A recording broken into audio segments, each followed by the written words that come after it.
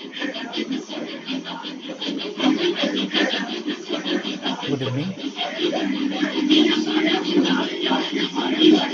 Recording stopped. Recording in progress. Right. So last two classes से हम लोग थोड़े से जीएस के इम्पोर्टेंट पॉइंट्स को डिस्कस कर रहे थे। तो ये आपके लिए इजी हो जाएगा नेक्स्ट टाइम जब when you are going for a practice. आज के क्लास में एक सेट्स हम और भी देखेंगे in the line of the previous sets. Right, previous sets में मैंने आपके एक सेट्स दिखाया था जो एक्चुअल पेपर है लास्ट ईयर का आपके पेपर में, and second is also a set NTA. ये थर्ड सेट भी है, ये एनटीए का ही क्वेश्चंस मैंने डिफरेंट क्वेश्चंस को लिया फॉर अ प्रैक्टिसिंग, एंड आप ये भी देख सकते हैं किस तरह के क्वेश्चंस इसमें आते हैं। राइट, तो सी दिस क्वेश्चंस, ये अगेन रीजनिंग का सेक्शंस है और इसमें मैं कोशिश किया हूँ ये सेट्स में, ऑल्दो ये सारे क्वेश्चंस प्रॉपर्ली नहीं है इसमें, बट मैं कोशिश किया हूँ कुछ क्वेश्चंस इसके भी लेने के लिए। सेकेंड पार्ट जो आपके हैं एटलीस्ट 10 to 15 क्वेश्चन हो सकते हैं। तो let us begin with this sessions. Right, इसको पहले लेते हैं, देन जीके कुछ पॉइंट डिस्कस करते हैं और आपकी कोई डाउट हो तो उसे भी साथ में लेते हैं। राइट, सी दिस क्वेश्चन, यदि मैं इसको नंबरिंग कर दूं, question number 1, questions given, questions below consist of A statement. Again वो स्टेटमेंट आर्गुमेंट वाले क्वेश्चंस है जो मैंने रीजनिंग में बताया था। स्टेटमेंट आर्गुमेंट्स हैं, एजम्पशंस हैं, इस तरह के क्वेश्चन आएंगे। कोई थ्योरी नहीं है इसमें, ज्यादा कोई थ्योरी नहीं है, रूल्स तो कोई नहीं है। राइट, ये कॉमन सेंस यूज करके ही बनेगा। Decide which argument is strong, आपको स्ट्रॉन्ग आर्गुमेंट को सर्च करना है, and which argument is weak, कौन सा स्ट्रॉन्ग है कौन सा वीक है। राइट, स्टेटमेंट दिया हुआ है, यदि आप, मैं स्टेटमेंट को फोकस करता हूँ, स्टेटमेंट में कह रहा should ban on hunting of tigers in the forest be lifted. Right, एक क्वेश्चन किया गया आपसे, क्या टाइगर की हंटिंग को फॉरेस्ट में जो अभी हंटिंग हो रहा था, बैन था, उसको लिफ्ट कर दे, इसका मतलब अलाउ कर दे हंटिंग को। दो आर्गुमेंट्स हैं आपके पास। What do you feel consider right option of this questions? आप क्या क्या लगता है क्या इसके राइट आंसर होने चाहिए? Read carefully.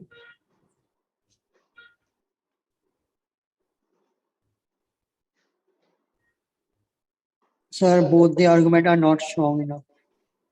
हाँ, very good question, very good, very good. क्योंकि आपको क्या लग रहा है? Very good, very fast you are finding the answer. Argument दे रहा है, yes ban is not effective as tiger is still being killed. ठीक है, टाइगर को किल बनाया भी जा रहा, फिर भी बैन तो होना चाहिए, ये भी हमारा स्ट्रॉन्ग आर्गुमेंट नहीं है। No tiger will start roaming in the city, tiger तभी रोमिंग सिटी में रोमिंग करने लगता है जब आप उसकी प्रॉपर अरेंजमेंट नहीं करेंगे। तो दोनों इसके आर्गुमेंट जो है, ना ही इस पे ये कहा था विच आर्गुमेंट इज स्ट्रॉन्ग और विच वीक। राइट, तो ध्यान रखें, 1 इज स्ट्रॉन्ग, 2 इज स्ट्रॉन्ग, सारे स्ट्रॉन्ग पे पूछ रहा है, दोनों आर्गुमेंट इसके वीक हैं, तो आपके आंसर ऑब्वियसली 3 हो जाएंगे, नीदर 1 और नो 2 आर स्ट्रॉन्ग। राइट, इस तरह के ही सारे क्वेश्चंस है। थोड़ा डिफिकल्टी लेवल को हम इंक्रीज करेंगे आपके प्रैक्टिस सेट्स में, जो सेल्फ प्रैक्टिस देंगे, then we will discuss in the next class. Right, थोड़ा सा डिफिकल्ट करेंगे, ऑल्दो डिफिकल्टी लेवल पे है। राइट, और इस तरह के क्वेश्चंस को करते समय you must have to take a rational decisions, आपको एक रैशनली सोचना पड़ेगा। राइट, क्रिटिकल रीजनिंग, आप जानते हैं आपके पेपर में क्रिटिकल रीजनिंग इसीलिए सेट किया गया, जो rationality of the students can be very checked. Right, very good, you have answer very well. Move to next one. ये क्वेश्चन जो है आपके इस सिलेबस को टच कर रहा है, आप वरीड होंगे इस सिलेबस में क्या आता होगा। ये है ज्योमेट्रिकल डिजाइन एंड आइडेंटिफिकेशन, इसी तरह का क्वेश्चन है। राइट, इसको कवर कर रहा है ये क्वेश्चन, ऑल्दो हम इसके और भी प्रैक्टिस सेट्स आपको देंगे जो आप सेल्फ करेंगे, और कुछ हम साथ में भी करवाऊंगा, और फिर उसको हम डिस्कस करेंगे। सी दिस क्वेश्चन, यदि इस क्वेश्चन को आप देखें, कोई थ्योरी नहीं अगेन इसमें, ये फिगर में, ये जो आपके नोट ऑफ इंट्रोगेशन है, इस फिगर में कहता है क्या मैच हो सकता है। आपको एक पैटर्न देखना पड़ेगा, you have to see the pattern, और उसी पैटर्न को फॉलो करना पड़ेगा। देखिए एक बार इसको सॉल्व करिए, what should be the right answer of. Easy है, राइट, पेपर इजी ही रहेंगे।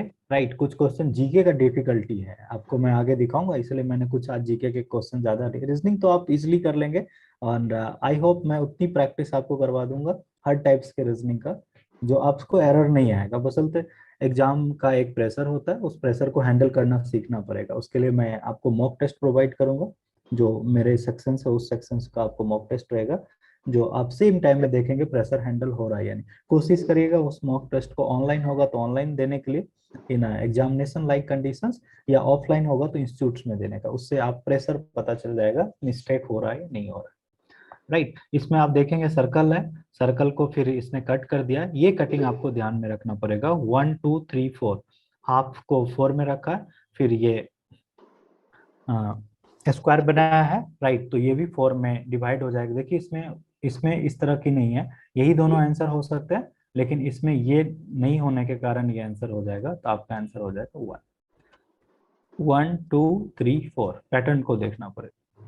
इस तरह के क्वेश्चंस यकीन मानिए आपके पेपर में आपका टाइम सेव करेगा। उसी टाइम को अपनी मैथ का या स्टैटिक्स के पेपर में आपको अप्लाई करना पड़ेगा, राइट। और एरर नहीं रहना चाहिए। Speed and accuracy will maintain the speed and accuracy and same time will save a time to give this time to another difficult one में, राइट। Let us move. ये identification design की questions होगा। आप बिल्कुल confuse मत होइए, सारी sections को हम बहुत अच्छे से कवर करेंगे। एटलीस्ट मुझे लगता है 10 to 15 क्वेश्चंस, ज्यादा भी हो सकते हैं, 10 तो होंगे ही, राइट। और बहुत इजीली आप कर पाएंगे। अब देखिए यहाँ से जीके स्टार्ट हो गया है, और जीके का रेंज आप सर मेरे को समझते हैं। समझ नहीं आया पिछला क्वेश्चन। मैं एक बार रिपीट कर देता हूँ। इसमें एक पैटर्न को देखना है, you have to see the pattern. A और बी के बीच में क्या पैटर्न है। ये सर्कल है, राइट। सपोज कीजिए पाई है, पाई को फिर इसने क्या किया, जैसे पिज्जा होता है उसको डिवाइड कर दिया है। तो देखिए हाफ हेमिस्फीयर को ही 4 में डिवाइड किया, 1 2 3 4, टोटल 8 में किया गया। इसी तरह से इसको भी इसी पैटर्न पे देखना पड़ेगा। इसका भी हम 4 खोजते हैं। तो देखिए ये दोनों आंसर हो सकता है 1 and 4, लेकिन इसमें 1 2, इसमें पूरे को नहीं काट गया, इसको पूरा हाफ कर दिया पहले, जैसे आपने देखा सर्कल को हाफ किया है, राइट। इसमें हाफ किया, फिर 1 2 3 4, ये भी 8 में है, ये भी 8 में है। थोड़ा फास्ट रहना पड़ेगा इसके आंसर को पिक करने के लिए, राइट। ऑल्दो मुझे लगता है 10-15 क्वेश्चन ऐसे आपके नजर से चला जाएगा तो आप रेडी हो जाएंगे। इसमें देखिए 8 नहीं है, 1 2 3 4 5 6, ये 6 में है, लेकिन हमें तो 8 में प्लस करना है, इसलिए right answer is clear. Clear है या कंफ्यूजन है। इसके मैं नेक्स्ट क्लास से पहले कोशिश करूंगा कुछ आपके होम प्रैक्टिस टेस्ट हो, और कुछ क्वेश्चंस को मैं अपने साथ इसीलिए कराना चाहता हूँ, आप थोड़ी कॉन्फिडेंस हो जाए, राइट। उसके बाद आप सारे इस सब क्वेश्चंस को कर लेंगे। बेटर एक्सप्लेनेशंस है, और एक्सप्लेनेशंस के थ्रू हो जाएगा, राइट। लेकिन थोड़ी सी भी कहीं पे दिक्कत हो, नेवर हेजिटेट। हमारा पर्पस ही है यहाँ पे, we are all are assemble for learning. थोड़ा सा भी दिक्कत हो आप पूछिए, नहीं भी क्लास में पूछ पाते हैं तो आप किसी भी मीडियम से आप मुझसे पूछ लीजिए, राइट। अब देखिए जीके का कुछ क्वेश्चंस परेशान करेगा ही, किसी भी एग्जाम में आप जानते हैं ये डिफिकल्ट क्रिएट करता ही। लेकिन ज्यादातर ऐसे क्वेश्चंस हैं जो करंट अफेयर्स से रिलेट किया है।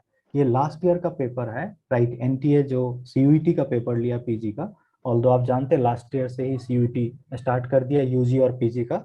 दिल्ली यूनिवर्सिटी इस साल इसमें इंक्लूड हुआ है। तो ये पेपर भी वहां से मैंने पिक किया हूँ, क्योंकि आप हमें ज्यादातर एनटीए के पेपर को डिस्कस करना पड़ेगा, क्योंकि आप जानते हैं डेटाबेस क्वेश्चंस बनाएगा तो सेम पेपर आपके आने की संभावना होगी, एक्सेप्ट टू द डायनामिक जो जनरल स्टडीज है। स्टैटिक हो सकता है, डायनामिक में थोड़ी प्रॉब्लम आए। विच article of Indian constitution guarantee the freedom of speech, right.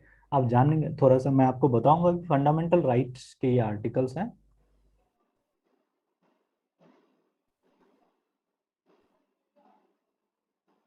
Fundamental right Indian constitution में कवर करता आर्टिकल 12 to 35 के बीच में। तो इसी में से देखिए एक आर्टिकल्स है 19, आर्टिकल 19 है, आर्टिकल 19 सॉरी आर्टिकल 90 इस तरह का है, राइट। ये थोड़ा मिस्टेक कर दिया, एनटीएस इतनी मिस्टेक होगी, राइट। आप ध्यान रखें ऐसा कोई आर्टिकल ही नहीं है उसमें, इसके साथ ए जोड़ना पड़ेगा, राइट। ये आर्टिकल एग्जिस्ट ही नहीं करता है। तो इसमें आप जाएंगे तो इंडियन सिटीजन्स को 6 टाइप का फ्रीडम दिया जाता है। मैं ऑल्दो आगे बताऊंगा, ये सिर्फ इंडियन सिटीजन को ही अवेलेबल होता है, राइट। फॉरेनर्स नहीं इंजॉय कर सकता है इसको। इसमें एक सबसे इंपॉर्टेंट है, we have a right to freedom of speech and expression. हम गवर्नमेंट का या किसी भी बॉडी को कंस्ट्रक्टिव क्रिटिसिज्म कर सकते हैं। यदि आप डिफेम करने की कोशिश करेंगे जैसे राहुल गांधी के केस में आपने देखा, तो ये इसका एक्सेप्शन हो जाता है। तो ये सब सारी चीजें आपको मिल जाएगी आर्टिकल 19।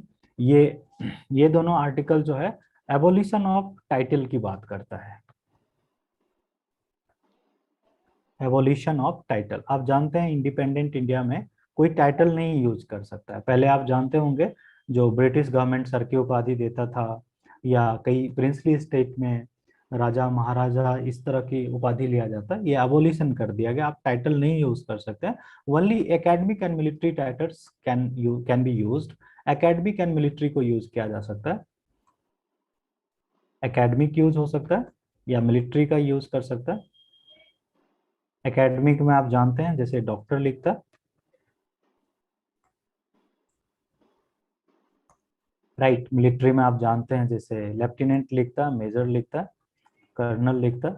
इस तरह के टाइटल्स यूज किया जा सकता है। इसमें एक सुप्रीम कोर्ट में एक केस गया था, और कई बार आपने देखा होगा जो भारत रत्न को ऐसे करके लिखता है, जो भारत रत्न बाबा साहब भीमराव अंबेडकर, ये लिखना बिल्कुल गलत है। किसी के नाम से पहले यदि हम कुछ भी लिखते हैं that is called title, right. तो ऐसा सुप्रीम कोर्ट बोला कि नहीं, this is a not right, आपको ऐसे कहना पड़ेगा B R Ambedkar awarded by Bharat Ratna, right, ऐसे लिखना है। लेकिन अभी भी धड़ल्ले से ये मिस्टेक्स होता है, ऑल्दो मैं थोड़ा सा डिस्कस करूंगा। तो academic and military title available है, बट और टाइटल को एबोलिश कर दिया गया।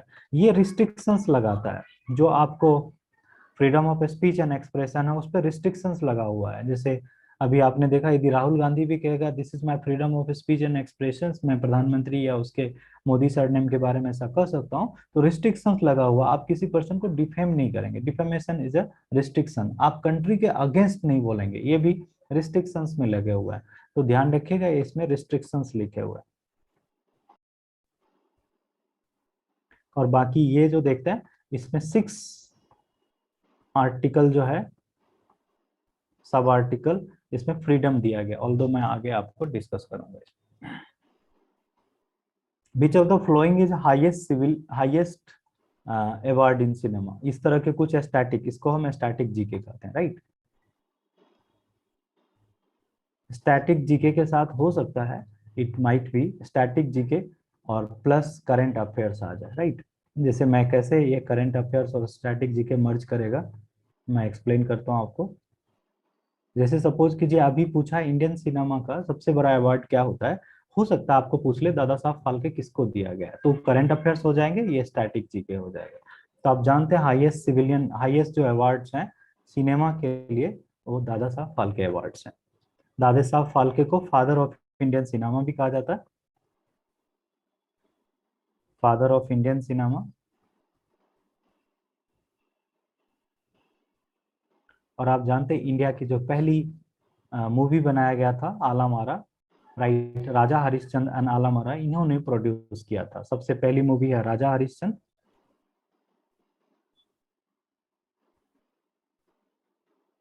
ध्यान रखिएगा साउंडलेस था, इसमें साउंड नहीं था, सिर्फ प्ले था।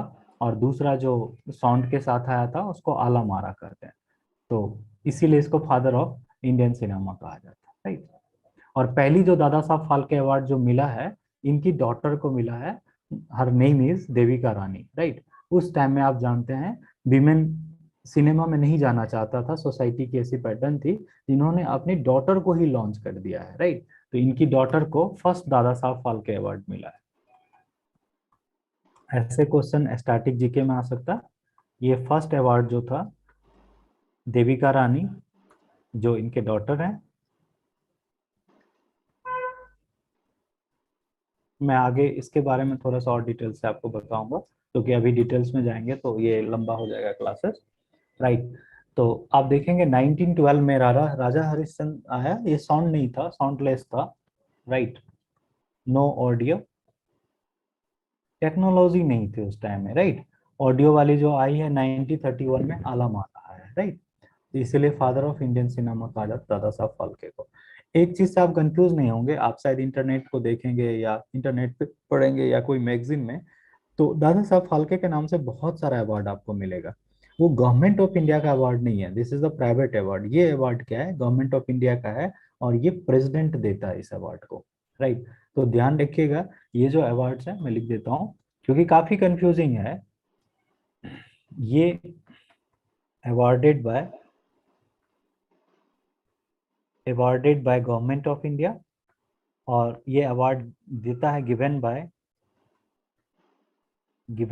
प्रेसिडेंट देता है। आप कभी देखे होंगे दादा साहब फाल्के जिसको मिलता है, तो प्रेसिडेंट ये अवार्ड देता है, राइट। सो ये गवर्नमेंट का अवार्ड है, इसलिए हाईएस्ट सिविलियन अवार्ड कहते हैं। आपको कुछ यदि याद हो, सबसे लेटेस्ट दादा साहब फाल्के किसको मिला हुआ है? Who is the last recipient of Dada Saheb Phalke?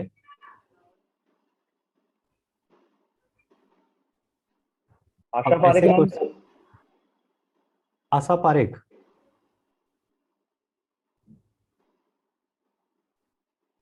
बिल्कुल सही है आपका आंसर, राइट। तो इस तरह के क्वेश्चंस आप देखिएगा इसमें, लेकिन आप नेट पे वगैरह पे जाएंगे तो काफी कंफ्यूजिंग है, तो थोड़ा सा आपको समझ के भी थोड़ा सा करना पड़ेगा, राइट।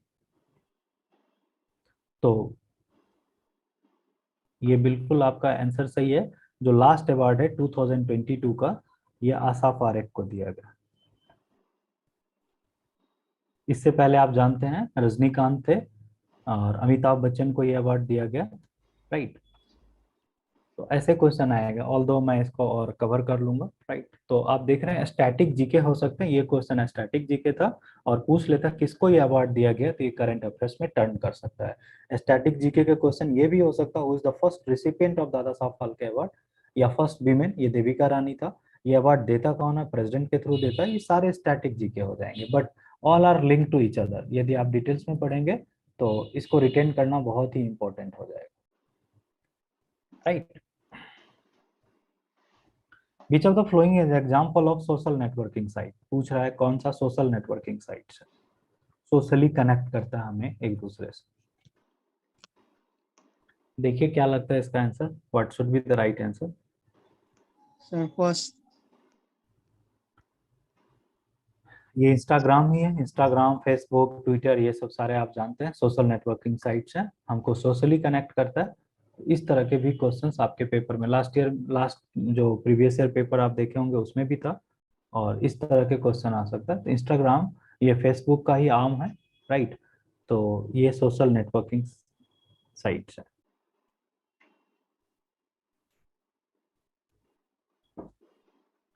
गूगल पे, गूगल मैप्स, न्यूज साइट्स, ये सब सोशल नेटवर्किंग से, इसका कोई सोशल नेटवर्किंग में आप जानते हैं फेसबुक होगा, फिर ट्विटर होगा। क्या हम व्हाट्सएप को सोशल नेटवर्किंग साइट रख सकते हैं कि can we place WhatsApp into social networking sites? क्या उसको हम सोशल नेटवर्किंग साइट्स कहेंगे व्हाट्सएप को? क्या लगता है? Yes sir, yes sir. क्या सोशली इस पे जो आप किसी को मैसेज करते, क्या वो सोशली कवर्ड होगा? नहीं होगा। ये पर्सनल लेवल पे है ना, this is the personal network पे होता है, या ग्रुप में हो सकता है, ये सोशली नहीं है, राइट। तो व्हाट्सएप परफेक्ट एग्जांपल नहीं होगा सोशल नेटवर्किंग साइट, राइट। देखिए नाटो, लास्ट टाइम आपने देखा Ukraine and Russian invasion to Ukraine, उसके कारण देखिए कैसे क्वेश्चन सेट कर रहा है। ये एक हमें राइट ऑप्शंस भी देता है जो आपको किस तरह प्रिपेयर्ड करना चाहिए। लास्ट ईयर का पेपर है 2022 का, आप जानते हैं Russian invasion to Ukraine, Russia and Ukraine war था, इसीलिए क्वेश्चन आया है। Russia and Ukraine war intergovernment war treaty 2022, एक साल से ज्यादा हो गया, लेकिन ये वॉर अभी भी कंटिन्यू है। ऑल्दो इसको हम कह सकते हैं Russian invasion to Ukraine, Russia ने इन्वेड किया है इसको, राइट। आप जानते हैं नाटो की मेंबरशिप यूक्रेन लेना चाहता था, इसी से ये प्रॉब्लम हुई है। तो नाटो को एक्सपेंड करेंगे तो North Atlantic Treaty Organisation, NATO is expanded as North Atlantic North Atlantic Treaty Organisation. Makes no sense. North Atlantic Treaty. इसमें यदि आप ज्योग्राफी को थोड़ा सा समझेंगे तो बेटर ये समझ पाएंगे। एक अटलांटिक ओशियन है, राइट। तो अटलांटिक ओशियन इस तरह से एस शेप में होता है, इधर अमेरिका है और इधर यूरोप है। इधर की तरफ जाएंगे तो यूरोप है, ये यूरोप है, और इधर जाएंगे तो आपको ये अमेरिकन कॉन्टिनेंट आ जाएगा इस तरह से, राइट। इसी के बीच में, इसलिए इसको नॉर्थ, ये यूएस का पोजीशन है, ऊपर में जाते हैं तो कनाडा है, इसलिए नॉर्थ अटलांटिक है, नॉर्थ के साइड का ये ट्रीटी है। इस ट्रीटी में यही कहता है attack on any NATO members is considered attack on the all the members. आप किसी पे भी अटैक करेंगे तो सब पे अटैक माना जाएगा, राइट। एक एग्जांपल और भी मैं आपको बताऊंगा हिस्ट्री से रिलेटेड, तो आप उसको कनेक्ट करेंगे। तो नाटो बनाया गया एक मिलिट्री ऑर्गेनाइजेशन है, NATO is a military organisation,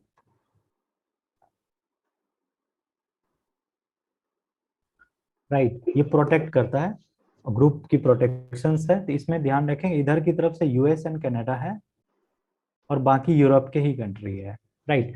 तो अभी इसमें दिया है an inter governmental diplomatic alliance, नहीं है ये डिप्लोमेटिक अलायंस नहीं है, ये मिलिट्री अलायंस है। ये आंसर बिल्कुल सही, आपका मैसेज के थ्रू भी जो आंसर बिल्कुल सही था। Inter governmental war treaty no, inter governmental wild sharing alliance no. तो ये मिलिट्री ऑर्गेनाइजेशन है। Attack on one NATO member is considered attack on the whole NATO member. आप जानते हैं इंडिया में, मैं थोड़ा सा इसको अनदर वे में कनेक्ट करता हूँ। जैसे आप देखेंगे इंडिया में,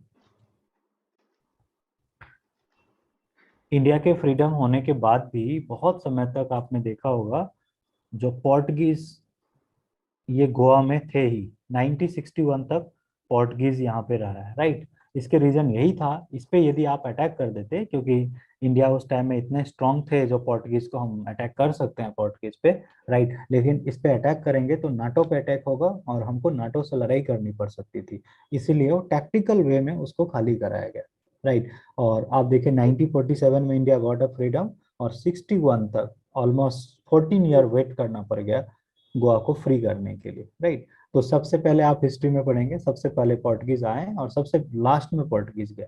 Portuguese enter into India first and they exit to India at last, right. Vasco da Gama आप जानते हैं, उन्होंने डिस्कवर किया सी रूट का इंडिया का, तो इसीलिए नाटो से ही रिलेशन था इस क्वेश्चन से, राइट। नाटो से दो क्वेश्चन सेट कर दिया इस पेपर में, मैं आपको दिखाता हूँ, सेम एग्जाम का पेपर है, राइट। एक नॉर्मल सी क्वेश्चन है, जनरल अंडरस्टैंडिंग के क्वेश्चन है, what do Vishakha guidelines focus on. ये उस टाइम में काफी न्यूज, अभी भी न्यूज में है, राइट। अभी भी आपने देखा होगा जो हमारे कुछ जो रेसलर है वो प्रोटेस्ट कर रहा, राइट। तो उस तरह के क्वेश्चन से ही रिलेट करता है ये।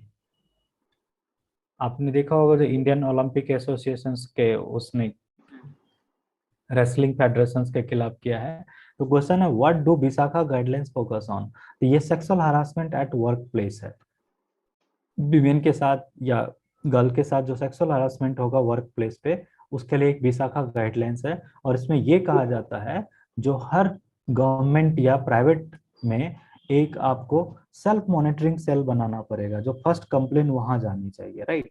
लेकिन आप ध्यान रखिए जो रेसलिंग फेडरेशन है उसमें हरासमेंट सेल ही नहीं है, harassment cell to made mandatory हर जगह बनाना, बट रेसलिंग फेडरेशन में हरासमेंट सेल ही नहीं है। इसलिए जो जो रेसलर्स हैं इंडिया के, ये सब प्रोटेस्ट कर रहे हैं अभी दिल्ली में जंतर मंतर पे। तो ध्यान रखिए sexual harassment at work place है, राइट।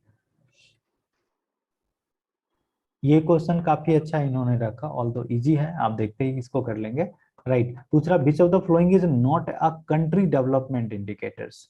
बोला किसी देश का डेवलपमेंट का इंडिकेटर नहीं है। ग्रॉस डोमेस्टिक प्रोडक्ट, आगे मैं आपको इकोनॉमिक्स में बताऊंगा अभी इसको, human development index, maternal and child health index, physical quality of life index.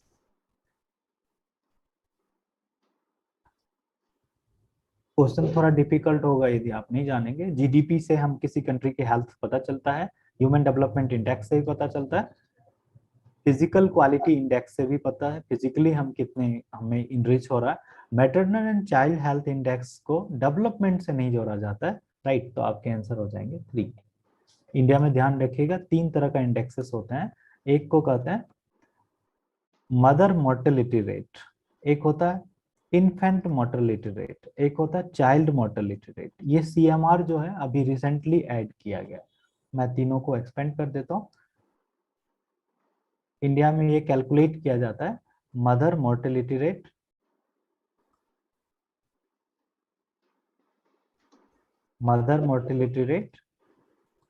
Then infant mortality rate and अभी एक नया कॉन्सेप्ट यूज किया गया, चाइल्ड की भी मोर्टेलिटी रेट पता करेगा। दैट मीन्स आप जानते हैं ये दोनों रिलेट करता है। आप जानते होंगे बहुत सारी मदर की डेथ हो जाती है at a time of delivery, या तो प्री डिलीवरी में डेथ होता है या पोस्ट में हो सकता है। बहुत सारे बच्चे के भी डेथ हो जाते हैं, तो ये एमएमआर एंड आईएमआर से कैलकुलेट करता है। लेकिन अभी गवर्नमेंट ऑफ इंडिया ने लास्ट ईयर एक कॉन्सेप्ट ले गया है जिसमें बोला हम चाइल्ड की भी मोर्टेलिटी रेट को चेक करेंगे, राइट। चाइल्ड ही जाके आप जानते हैं एडोलेसेंट होगा फिर एडल्ट होगा, राइट। यहाँ पे एक क्वेश्चन और आ सकते हैं, इन्फेंट इन्फेंट कितने साल के एज के बच्चे को आप इन्फेंट कहेंगे? What is age criteria for infant? Below 6. Between 4 to 6 months. 4 to 6, no, 0 to 1 years। जो अपना पहला बर्थडे नहीं सेलिब्रेट किया उसको आप इन्फेंट कहेंगे। जैसे वो फर्स्ट बर्थडे सेलिब्रेट कर लेगा वो चाइल्ड हो जाएगा, राइट। 12 ईयर जैसे कंप्लीट करता है, 12 to 16 में आप जानते हैं एडोलेसेंट कहते हैं, और 18 to एवर को एडल्ट कहेंगे। तो 0 to 1 को इन्फेंट कहते हैं। जब जो those who are not celebrate their first birthday उसको हम इन्फेंट कहते हैं, राइट। आप जो बताएं 0 to 3, 0 to 5 उस कैटेगरी होता है। जैसे 3 मंथ्स वाले कैटेगरी अलग है, 6 मंथ्स के अलग है, 9 मंथ्स के अलग है। This is category of infant, but infant 0 to 1 को कहा जाता है। क्लियर?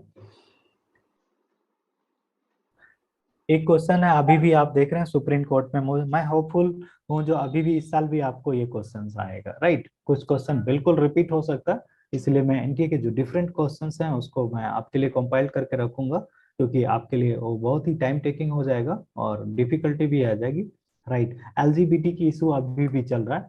आप सुप्रीम कोर्ट में, आपको पता है सुप्रीम कोर्ट में एक मैटर है सेम सेक्स मैरिज का।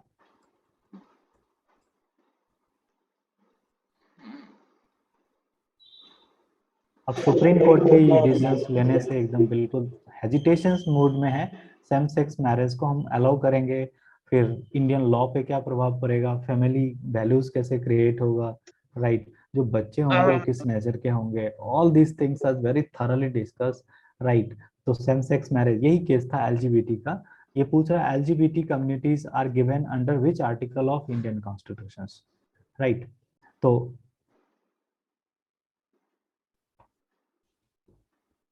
the rights of LGBT communities are given under which article of Indian Constitution? आपको क्या लगता है LGBT के बारे में क्या कॉन्स्टिट्यूशंस में लिखा गया होगा? No, बिल्कुल भी नहीं। सर मे बी बाद में ऐड हुआ हो। मैं आपको ना थोड़ा सा पॉज करता हूँ इस क्लास को, मैं ये सारा आर्टिकल आपको दिखाता हूँ। एक बार देखिए, कॉन्स्टिट्यूशन का हम बेयर एक्ट आपके लिए यूज करते हैं, मैं एक बार दिखाना चाहता हूँ, राइट। Recording stopped.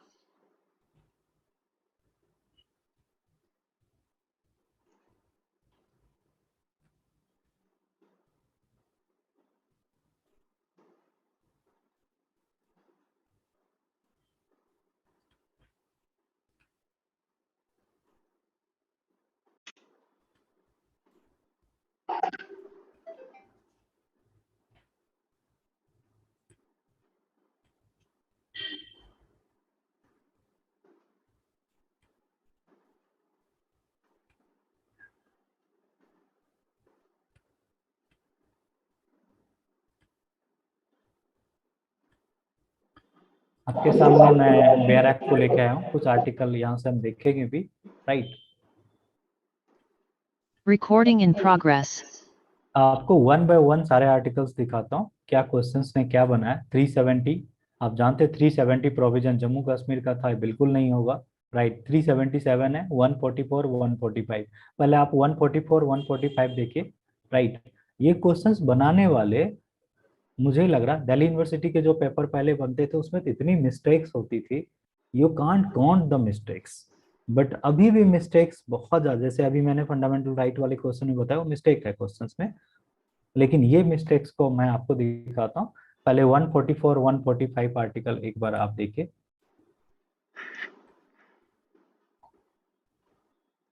कुछ आर्टिकल्स की जरूरत पड़ेगी, आपको ज्यादा वरीड नहीं होना है, इंपॉर्टेंट मैं बताऊंगा। ये सिर्फ एक टेस्टिमोनियल्स के लिए मैं यूज कर रहा हूँ, ऑल्दो आप इतनी डिटेल्स में अभी नहीं देख पाएंगे, राइट। बट कोई दिक्कत हो तो मैं बता दूंगा, right.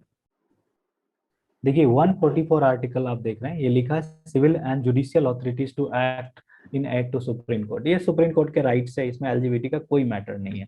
Rules of the court लिखा है 145 में, तो 44 45 हो नहीं सकता। अब दूसरी आर्टिकल था 370 और 377।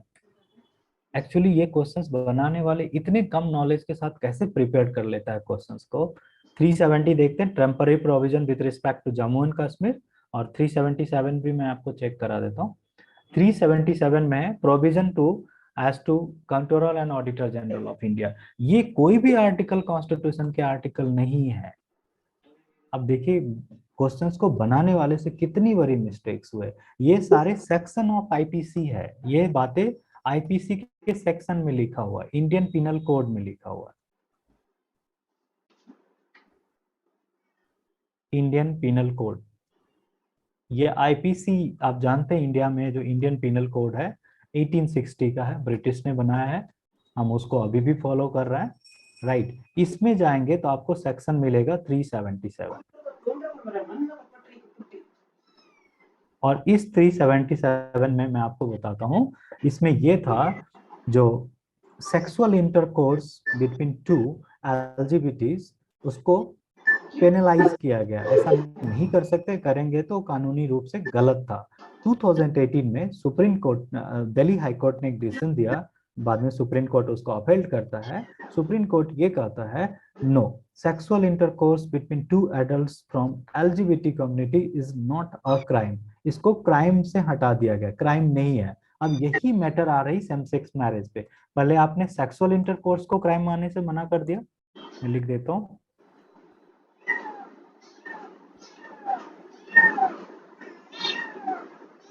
सेक्सुअल इंटरकोर्स को इसने बोला नॉट अ क्राइम। अब सेक्सुअल इंटरकोर्स करने की यदि इजाजत मिली है तो बोला हम मैरिज भी करेंगे, ये नेक्स्ट स्टेप आ गई है, राइट। तो ध्यान रखिएगा, बिल्कुल पता नहीं ऐसे क्वेश्चंस क्यों सेट कर रहा है। आर्टिकल संविधान में ऐसी बातें लिखी नहीं होगी। एलजीबीटी का एलजीबीटी आईक्यू भी होता है, मैं आपको डिटेल्स बताऊंगा, और कम्युनिटी को इसको जोड़ा गया है, राइट। मूव करते हैं नेक्स्ट वन पे। तो फिर कोई भी आर्टिकल में एलजीबीटी के राइट्स के बारे में नहीं लिखा है। नहीं, ये संविधान में ऐसी बातें तो लिखेगी नहीं, इसलिए मैंने संविधान आपको दिखा। ये आर्टिकल 377 जो सेक्शन 377 आईपीसी का है, उसमें एलजीबीटी में क्या था, जो sexual intercourse between two LGBTs is a crime था, पिनलाइज था। लेकिन 2018 में सुप्रीम कोर्ट ने इसको कह दिया जो ये एक क्राइम नहीं होगा, राइट। नालसार का एक केस था, आपने देखा होगा, नाज फाउंडेशन इस केस को पीएल के थ्रू सुप्रीम कोर्ट में गया था। पहले दिल्ली हाई कोर्ट ने ओके किया, फिर सुप्रीम कोर्ट ने भी ओके कर दिया, राइट। तो पता नहीं ये क्वेश्चंस को इतनी फैक्चुअली रॉन्ग किया गया है, राइट। तो ध्यान रखिए क्वेश्चंस गलत है। हो सकता है मैं इसके एक बार आंसर की चेक करूंगा, हो सकता है इस क्वेश्चन को, जो क्वेश्चन सपोज कीजिए डॉटफुल होगा उस क्वेश्चन को ड्रॉप करेगा, और ड्रॉप के कंडीशंस में सभी को इक्वल मार्क्स दे दिए जाएंगे। जो एनटीए यूज करता है टेक्निक को, पहले क्या था, ड्रॉप के केस में उस क्वेश्चन को डिलीट कर लिया जाता, जैसे 100 क्वेश्चन है, एक क्वेश्चन ड्रॉप हुआ तो 99 पे ही आपकी मेरिट बनेगी। अब नहीं, ड्रॉप क्वेश्चन को डिलीट नहीं करता, बट ड्रॉप क्वेश्चंस के मार्क्स सभी को दिया जाता है, इरिस्पेक्टिव चाहे आपने अटेम्प्ट किया, सही किया, गलत किया, सबको मार्क्स दे दिए जाएंगे। तो अगेन लगता है ये सही भी नहीं है। इस तरह के कई मिस्टेक्स मैंने पेपर में देखा हूँ, इसीलिए मैं एक्चुअल ये आपको टेक्स्ट रखा हूँ जो आप समझ पाएंगे, राइट। ऑल्दो हम डिस्कस करेंगे इस पॉइंट को भी। In which year the national human rights commission established. अभी मैंने आपको बताया था कुछ ऐसे क्वेश्चंस आपको बनेंगे, जो कुछ ऑर्गेनाइजेशन ऐसे हैं जो 10 year, 15 year, 30 year, 75 year complete किए, यहाँ से डायरेक्ट क्वेश्चन आएंगे, right. This is not for this examination. कोई भी इंडिया में एग्जाम है, इधर फॉर एंट्रेंस एग्जामिनेशन, इधर फॉर अ गवर्नमेंट जॉब या कॉम्पिटेटिव एग्जामिनेशन, हमेशा फोकस एरिया रखता है। तो आप ध्यान रखिए, नेशनल ह्यूमन राइट कमीशन जो इंडिया में आई 1993 में, रेलिवेंट हो सकता है अगले साल भी ये क्वेश्चन आपके पास आ जाए। तो हम ऑलरेडी इसका 30 ईयर सेलिब्रेट कर चुके हैं, 31st ईयर में इंटर किया है, तो 30th ईयर 30 ईयर था, इसीलिए